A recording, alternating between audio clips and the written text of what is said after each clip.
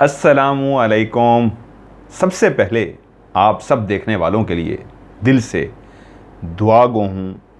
आप सब देखने वालों पे अल्लाह ताला की ना सिर्फ रहमत ख़ास हो, बल्कि आपकी जो भी परेशानियां हैं, जिस भी उलझन का शिकार हैं, या जो भी नेक ख्वाहिशात हैं, वो बेनियाज है, वो रहीम व करीम है, गफ़ूर और रहीम है, वो कबूल फ़रमाए। और जितने भी आप दुआएं मांगते हैं उन दुआओं को कबूल फरमाए। बहुत ज़्यादा अच्छा फीडबैक मुझे ये आ रहा है, जिस पे मुझे खुशी होती है कि जो एक मकसद था इस प्रोग्राम का, कि वो तमाम चीज़ें जो ज़िंदगी में आप भी पढ़ते हैं, लेकिन कुछ लोग गिला करते नज़र आते हैं कि जी हमने भी तो ये सूरत पढ़ी थी, कुरान मजीद की आयत पढ़ी थी, लेकिन फ़र्क नहीं पड़ा। तो मैंने जिस मकसद के लिए प्रोग्राम शुरू किया था वो यही था, बेशक यही चीज़ें ही पढ़नी हैं जो आप पढ़ते थे, लेकिन जिस तरह डॉक्टर आपको एक टैबलेट देते हैं और कहते हैं ये बीमारी ठीक हो जाएगी, लेकिन बीमारी ठीक नहीं होती, तो उसकी रीज़न ये होती है कि बद परहेज़ी या जिस चीज़ से मना किया जाता है कि अगर आप चाहते हैं ये बीमारी ठीक हो तो ये साथ में काम नहीं करना, तो उस सूरत की आयत को पढ़ते हुए हम भी वही काम करते हैं कि साथ साथ वो काम भी कर रहे हैं और पढ़ भी रहे हैं, तो फ़र्क नहीं पड़ रहा। जितनी भी आयात हैं, मैं कोशिश करता हूँ आसान से आसान तरीका बताऊँ, ताकि ना सिर्फ मुसलमान बल्कि पूरी दुनिया में जिस भी मज़हब से आपका ताल्लुक़ है, चाहे आप सिख हैं, हिंदू हैं, ईसाई हैं, मैं मतलब भूल जाऊँ, जिस भी मज़हब से आपका ताल्लुक़ है, आप भी इसको पढ़ सकें। क्योंकि जो लफ्ज़ है ना, इनके अंदर भी एक एनर्जी होती है, नेगेटिव और पॉजिटिव एनर्जी।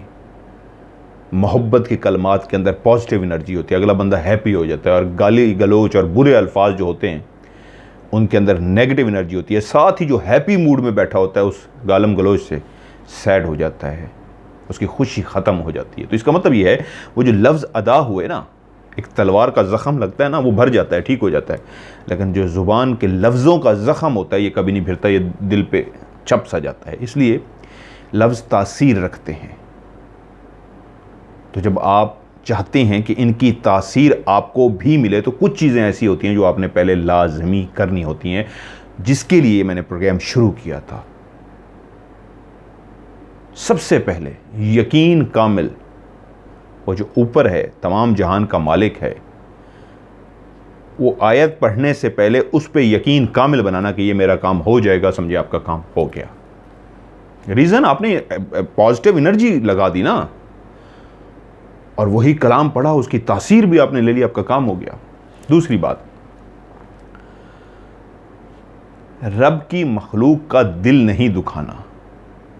अपने आप को ऐसा बनाना है कि महफिल से उठ की भी जाएं तो महफिल पीछे से कहे यार बंदा कितना अच्छा है, यार बड़ा नाइस बंदा है। तो ये समझिए आपने सब कमा लिया। आपकी आयात के अंदर, आपके पढ़ने के अंदर, आपकी तस्बीहात के अंदर तासीर पैदा हो गई। महफिल में उठने के बाद आपकी कमर के पीछे कोई अगर आपकी तारीफ़ कर रहा और कह रहा है यार बंदा बहुत अच्छा है, इस तरह का बनाना है अपने आप को।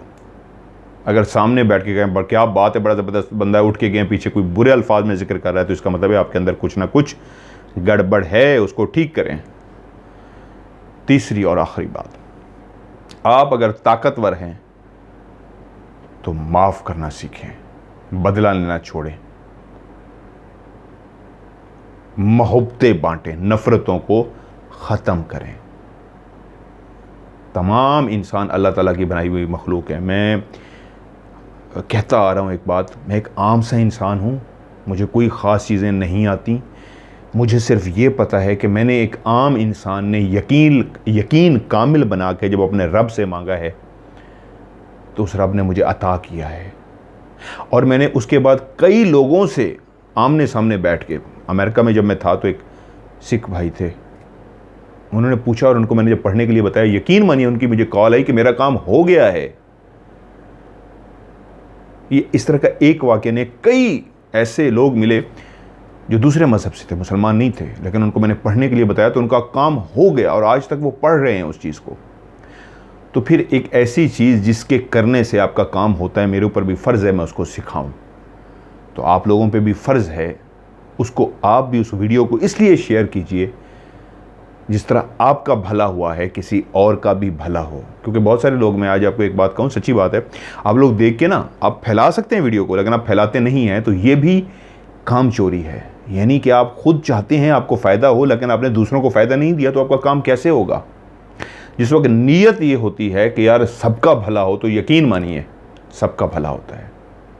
अब एक छोटी सी बात है, मैंने कहा ना मेरे और भी प्रोग्राम है, किसी को ना फैलाएं आप, इसको मैं आपको स्पेशल कहता हूँ, ये भलाई का काम है। आप भी अगर इस वीडियो को आगे शेयर करेंगे ज़्यादा से ज़्यादा, तो लोगों का जितना भला होगा उसमें मेरे हक में अगर कोई सवाब थोड़ा सा आएगा, तो आपके हक में भी सवाब आएगा।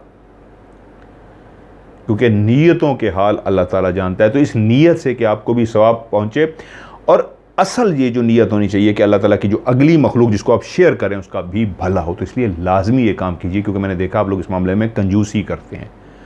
तो फिर मैं ये सोचता हूँ खुद से कि यार जब ये इस मामले में इतनी कंजूसी करें कि किसी का भला करने के लिए वीडियो तक को शेयर नहीं करते, तो कैसे ये उम्मीद रखते हैं कि रब इनकी बातों में, इनके लफ्ज़ों में, इनकी आयत के अंदर तासीर पैदा करे। अगर चाहते हैं तासीर पैदा हो तो इंसानियत के काम आइए, इंसानियत की भलाई कीजिए।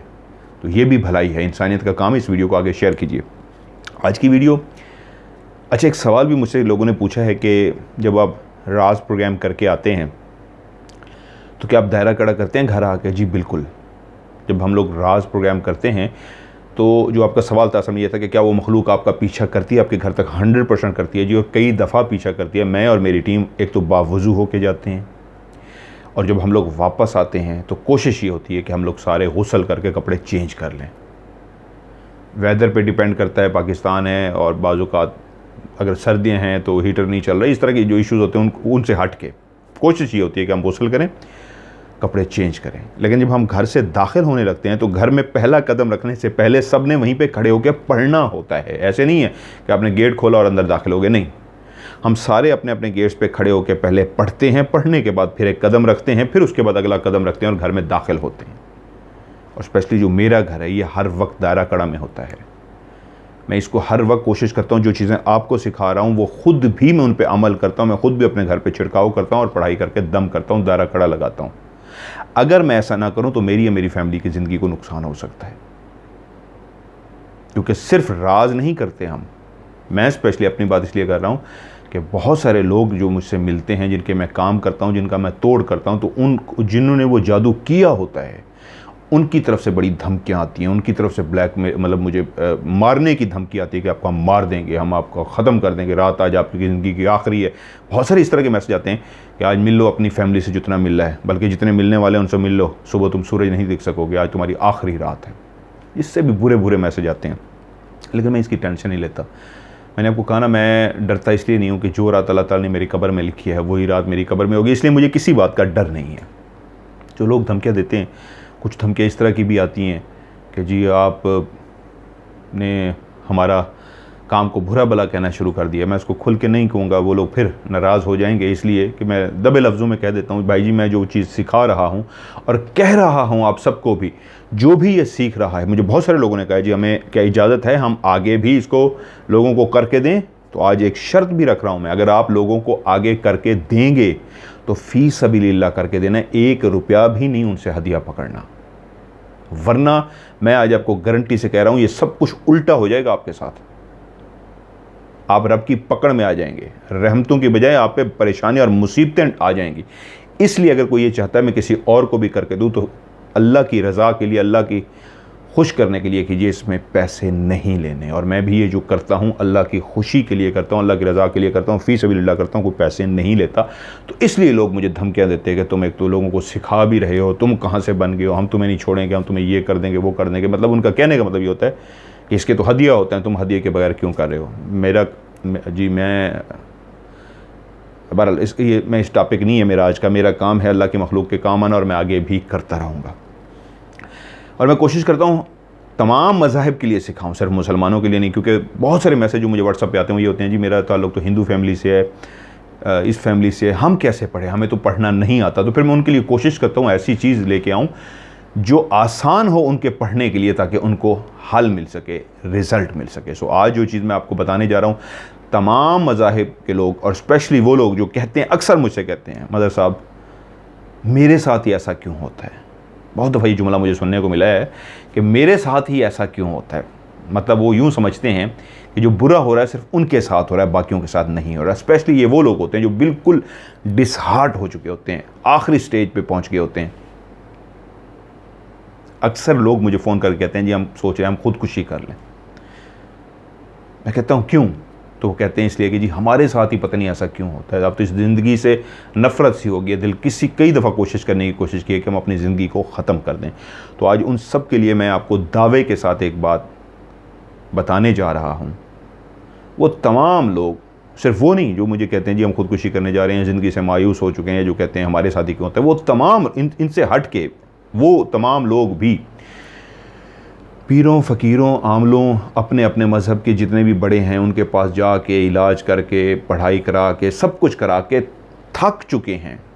आखिरी लेवल हो चुका है कि बस अब हिम्मत नहीं रही। आज उनको मैं कह रहा हूँ, वो तमाम लोग शदीद बीमारी का शिकार हैं, बीमारी ख़त्म ही नहीं हो रही, तमाम इलाज करके देख लिए बीमारी ख़त्म नहीं हो रही। वो लोग रिस्क, कारोबार बंद हो गया है, चलता चलता सब कुछ ख़त्म हो गया है, बिल्कुल ज़ीरो हो गए हैं या एक जगह पे रुक गया है, मज़ीद नीचे आ रहा है, पैसे कहीं से आ ही नहीं रहे, खाने के लाले पड़ गए हैं, घर में कुछ है ही नहीं, यानी कि रोज़गार ख़त्म हो गया, कोई रोज़गार का तरीका नहीं है। वो लोग बच्चियों के जिनके रिश्तों का मसला आ रहा है, चाहे वो किसी भी मज़हब से, आप मैं सबको कह रहा हूँ, उन सब के लिए रिश्ते नहीं आते।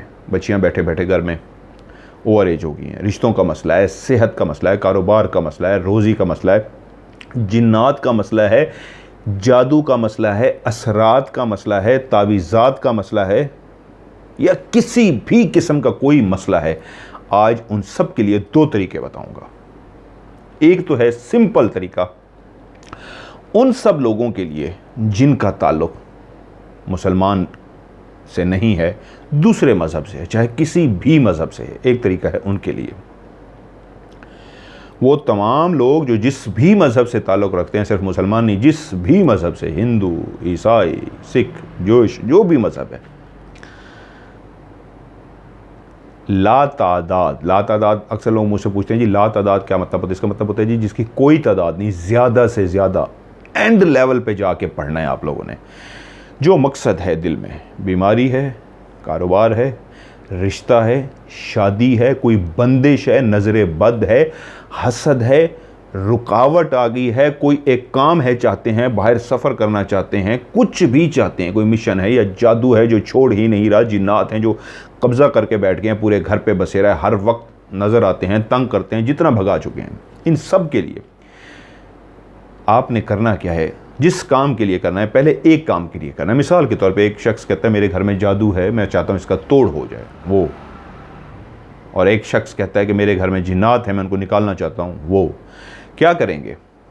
जब जब टाइम मिले, जिस वक्त टाइम मिले, ज़्यादा से ज़्यादा क्या पढ़ना है? सिंपल सा लफ्ज़ एक, हा मीम ला युनसरून, हा मीम ला युनसरून। मैं इसको बार बार पढ़ता हूँ ताकि जो बाकी मज़हब वाले हैं इसको याद कर लें।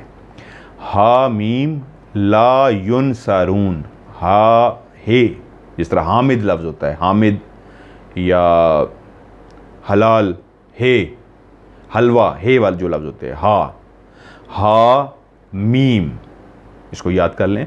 हा मीम, इस लफ्ज़ को इकट्ठा पढ़ना है। कैसे? हा मीम, हे अलिफ, हा मीम होता है, एम होता है ना, जिस तरह मीम, हा मीम ला युनसरून, हा मीम ला युनसरून, ला युनसरून। इसको साथ साथ पढ़ें, जिस तरह मैं पढ़ रहा हूँ, इसको इसी वीडियो को बेशक थोड़ा थोड़ा रिवाइंड कर लें, फिर सुने, रिवाइंड कर लें, फिर इसके मेरे साथ साथ पढ़ें। हा मीम ला युनसरून, हा मीम ला युनसरून, हा मीम ला युनसरून। ये लफ्ज़ इसको आपने याद कर लेना है।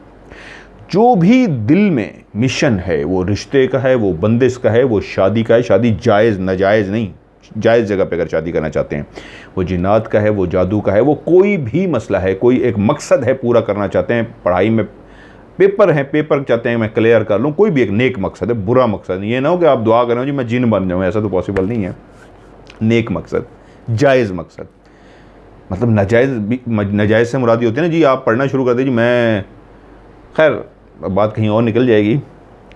हामीम लायुन सरून, इतना पढ़ना है, इतना ज़्यादा पढ़ना है कि आप ख़ुद कहें कि मुझे नहीं याद कि मैंने किसी वक्त खामोश हुआ हूँ। जब जब टाइम मिला है मेरी ज़ुबान मुसलसल हामीम लायुन सरून, हामीम लायुन सरून, हामीम लायुन सरून का विर्द करती रही है। इसको जितना ज़्यादा पढ़ेंगे, पहाड़ जितनी बड़ी भी कोई परेशानी या मुसीबत होगी तो वो ख़त्म हो जाएगी। सिर्फ क्या पढ़ना है, हामीम लायुन सरून। जादू जिन्नात दायरा कड़ा भी जिस तरह आप लगाते हैं ना, दायरा कड़ा भी ना लगाएं। वो तमाम लोग जो मज़ाहिब मुसलमान नहीं हैं उनके लिए दायरा कड़ा ना लगाएं, आप यही पढ़ें। मैंने बताया ना, आप लोग कहते हैं जी हम दायरा कड़ा कैसे लगाएं, ये चीज़ें तो हमें पढ़नी नहीं आती, तो आप यही पढ़ेंगे जिस मकसद के लिए भी करना है। हामीम लायुन सरून, हामीम लायुन सरून, इसको पढ़िए, बेइंतहा ला तादाद पढ़िए, हर वक्त पढ़िए। मैं आज आपको गारंटी से कह रहा हूँ आपका मकसद पूरा हो जाएगा। अब दूसरा तरीका मुसलमानों के लिए, किसी भी मकसद के लिए आप करना चाहते हैं तो उस मकसद को इशा की नमाज के बाद 2 रकात नमाज सलात हाजत आपने पढ़नी है, और उसके बाद यही हामीम लायुन सरून 41 मरतबा 41 मरतबा इसकी तस्बीह करनी है, और उसके बाद अल्लाह ताला से उसी मकसद के लिए दुआ करनी है। 11 रातों से लेके 21 रातों तक ये करना है। पहली रात में हो जाए, दूसरी में हो जाए, तीसरी में हो जाए, या 11वीं रात तक हो जाए तो उसके बाद आप छोड़ दें, वो आपका मकसद पूरा हो गया। अगर नहीं तो उसको कंटिन्यू कीजिए 21 रातों तक, क्योंकि कुछ मकसद बहुत बड़े होते हैं, कुछ मकसद बहुत छोटे होते हैं। कुछ लोगों का पढ़ने का अंदाज़ ऐसा होता है कि यकीन कामिल ऐसा होता है पहली रात उनको रिज़ल्ट मिल जाता है, और कुछ को 21 रातों में जाके मिलता है, उनका कमज़ोर यकीन होता है। तो 2 रकात नमाज सलात हाजत, और उसमें जब पढ़ लें तो उसी मुसल्ले पे बैठे हुए 41 मरतबा हामीम लायुन सरून 41 मरतबा पढ़ने के बाद आप अल्लाह ताला से गिड़गिड़ा के यकीन कामिल के साथ दुआ मांगिए। एक ही टाइम रखेंगे, इशा की नमाज के बाद 11 रातें पढ़ें। 11 रातों में इंशाअल्लाह ताला 100% हो जाएगा, नहीं तो 21 रातों तक इसको पढ़ें, आपको अल्लाह ताला वो काम लाजमी कर देंगे। सो आज का क्लियर हो गया जो मैंने आज आपको सिखाया था। तमाम मुसलमान जितने भी हैं, इशा की नमाज के बाद एक ही जगह रखें, ये ना रखें कल को उस जगह मुसल्ला बिछाया, परसों उधर बिछाया, आज इधर बिछाया। एक ही जगह पे मुसल्ला बिछाना है, एक ही जगह पे मुसल्ला बिछाइए, रोज़ उसी जगह पे मुसल्ला बिछाइए। एक जगह से मुराद ये नहीं होती फिक्स एक जगह, मतलब कमरा एक ही हो, एक ही जगह हो, उसी में इशा की नमाज के बाद एक ही टाइम रख के 2 रकात नमाज सलात हाजत पढ़ने के बाद 41 मरतबा हामीम लायुन सरून, और उसके बाद गिड़गिड़ा के दुआ मांगनी है। दिन के टाइम आप भी जो 41 मरतबा रात इशा के बाद पढ़ेंगे, आप लोग भी दिन के टाइम इसी को लातादाद पढ़ सकते हैं। रिज़ल्ट फौरी मिलेगा। अगर आप चाहते हैं 11 नहीं, एक दिन में रिज़ल्ट मिले, 2 दिन में मिले, 5 दिन में मिले, तो दिन को भी इसको लातादाद पढ़ें। अब हामीम लायुन सरून, ये एक ऐसा लफ्ज़ मैंने आपको बताया है, यकीन मानिए, जो एक सिख भाई मुझे मिले थे अमेरिका में, क्रिश्चियन हिंदू बहुत सारे लोग मुझसे मिले, और उनको मैंने यही लफ्ज़ बताया था, लेकिन कहा एक शर्त थी, इसको पढ़ना इतने यकीन कामिल से है कि आपका यूं काम होगा, आपको 100% यकीन होगा तो आपका काम हो जाएगा। और उन लोगों ने मेरी उस बात को इतना अपने दिमाग पर सवार किया कि 100% यकीन कामिल के साथ पढ़ा तो उनको रिज़ल्ट मिला, और 110% वो कह रहे हैं काम ऐसा हुआ कि अनबिलीवेबल, कैसे हुआ, कहाँ से मदद आई हमें समझ नहीं आई, काम हो गया। वो मुसलमान नहीं थे। तो उसके बाद जितने भी गैर मज़हब के लोग मुझे मिले, उन सबको मैंने जो बताया वो यही बताया, हामीम लायुन सरून, और 100% उनको रिज़ल्ट मिला। अब तमाम गैर मज़हब जो हैं, गैर मज़हब से मुराद मेरा मतलब ये होता है कि जो कुरान मजीद की आयत को पढ़ नहीं सकते। अब मैं कहूँ आयतुल कुर्सी पढ़ें तो आप कहते हैं जी हम तो इस मज़हब से, हमारे लिए पढ़ना मुश्किल है, तो इसलिए मैं ऐसा लफ्ज़ बताता हूँ जो आपके लिए बहुत आसान तरीन हो। क्या? हामीम लायुन सरून। तो इसको पढ़िए। तमाम गैर जो बाकी मज़हब से हैं सब के सब इसको लातादाद पढ़िए। जितना ज़्यादा पढ़ेंगे उतना जल्दी रिज़ल्ट मिलेगा। और मुसलमान 2 रकात नमाज सलात हाजत पढ़ने के बाद 41 मरतबा पढ़ें और दुआ करें। मेरे लिए भी दुआ कीजिएगा, मेरे कुछ नेक मकसद है, अल्लाह ताला उसमें मुझे भी कामयाब करे।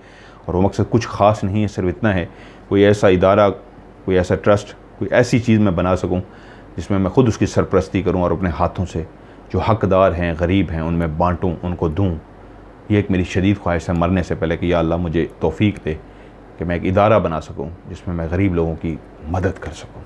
तो इसके लिए मैं हमेशा कहता हूं, हाथ जोड़ के मेरे लिए दुआ कीजिएगा। मरने से पहले मैं बहुत बड़ी मेरी ख्वाहिश है कि मैं ये ज़रूर एक इदारा बना के जाऊँ मरने से पहले, जो लोगों की वाकई सचमुच में हेल्प करता रहे। नहीं यूँ नहीं कि सिर्फ इदारा बन गया और आपने देखभाल नहीं, कि मैं खुद उसकी सरपरस्ती करूँ, हर वक्त खुद देखूँ, अपने हाथों से वो सारे काम करूँ और मैं करता रहूँ। सो मेरे लिए भी दुआ कीजिए, आप सबके लिए भी दुआ। आप सब देखने वालों को अल्लाह ताला हमेशा खुश व खुरम रखे, अल्लाह ताला आप सबको ढेर सारी खुशियाँ दे और आप सब पे अल्लाह ताला की रहमत ख़ास हो। जो बीमार हैं अल्लाह ताला उनको सेहत कामिला अता फरमाए, जो परेशान हैं अल्लाह ताला उनकी परेशानियों को दूर करे, और जो औलाद के लिए दुआ कर रहे हैं अल्लाह ताला उनको एक नेक औलाद अता फरमाए। सो आप सबका बहुत बहुत शुक्रिया।